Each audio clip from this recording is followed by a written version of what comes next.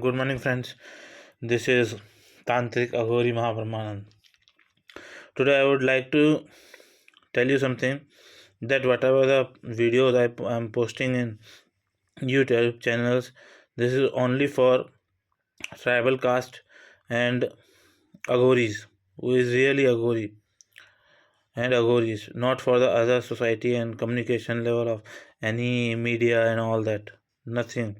This message in videos are only privately for Aghoris. No friendship, no family friends, no doctors, no nothing.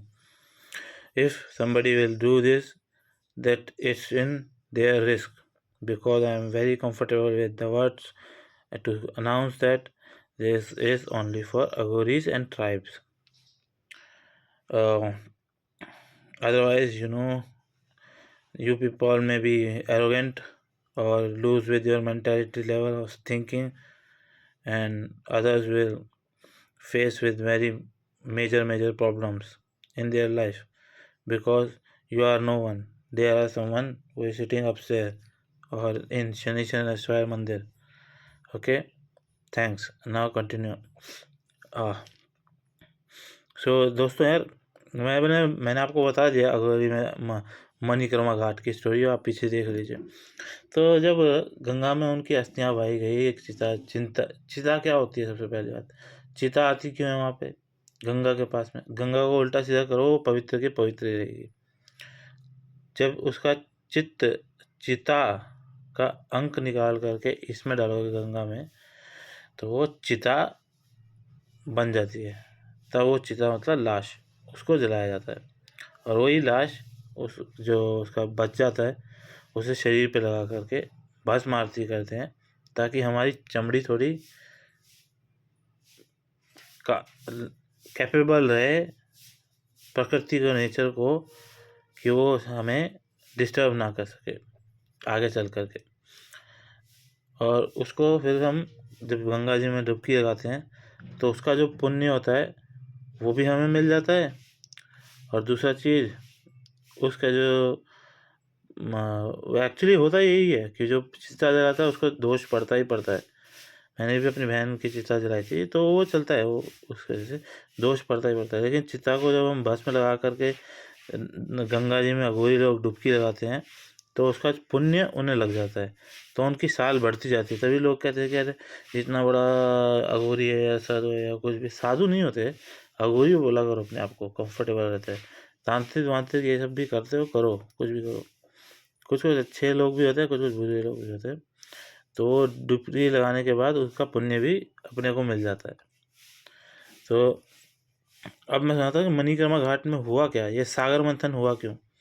अब इतना तो समझ आ गया कि 9 दिन तक सरस्वती जी की चिता जल रही थी मणिकर्मा घाट में, और उन्होंने देवी पार्वती ने ये भी बता दिया था कि ये चिता जब तक सारे मनुष्यों की चिता यहाँ ना जल जाए तब तक ये चिता प्रथा चलेगी चलेगी, तब तक कलयुग रहेगा। हाँ, तब तक कलयुग रहेगा। कलयुग कल भी था, परसों भी था, नरसों भी था, तब तक वो कलयुग ही रहेगा। फर्स्ट युग तो सत्ययुग था, सत्ययुग वत्ययुग नहीं, उनका काल था जो उनका परिवार का था, तो वो सतयुग ही था। मतलब अपने में रहते थे, तो कुल विभाजन ये वो बहुत सारी लंबी सी कहानी है, वो सब मेरे वीडियोज़ में है, अप टू डेट करते रहना। तो उसके बाद तो सागर मंथन से, जैसे कि मैंने पहले ही बता दिया था, सरस्वती जी ने सारे आभूषण चुरा लिए थे। तो शिव जी इससे देख करके परेशान हुए, तो उन्होंने क्या किया, उन्होंने ये जो जो थे सागर मंथन की जो करना पड़ा उन्हें, एक पत्थर लेके आके एक साइड पे मनुष्य को खड़ा कर दिया, एक साइड पे अघोरी वघोरी जो भी उनके गण थे वो खड़ा कर दिया, और बीच में पत्थर रख के, और खुद को ही धरती के नीचे जा कर के कछुआ बन गए, और उसके पीछे रख दिया, और इन्हें दोनों तरफ से हिलाने लग गए, जिससे सागर में मंथन हुआ, जिससे जैसे लस्सी पिलाते वो किया।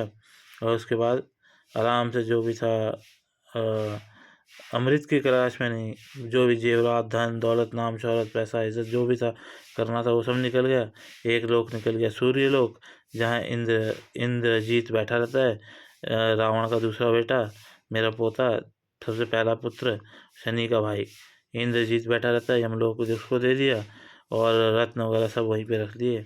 और जो जो यहाँ पे बचा वो है थोड़ा, क्या कहेंगे अपनी भाषा में यार, मेरी भाषा में, मैं तुम्हारी भाषा क्यों बोलूँ, मेरी भाषा में शिट, वो थोड़ा बहुत यहाँ रख दिया।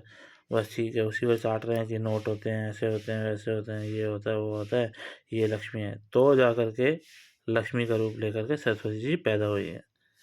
तभी मैं विशु को सोना सोना करके भी बुलाता था। और विशु उसका पेट नेम है, वो अच्छा लगता है मुझे। वैशाली भास्कर लंबा पड़ता था बहुत, मेरी तरह पड़ जाएगा, जगदीश बचंत्री तांत्रिक गौरी महाप्रमानंद, ये वो। तो ये ऐसी कहानी। अब चलता हूँ। से हर हर महादेव तुम्हें आगे समझदार हो, गांजा फूको, मयाशी करो, कुछ भी करो, पर मैंने गांजा पंजा सब बंद कर दिया।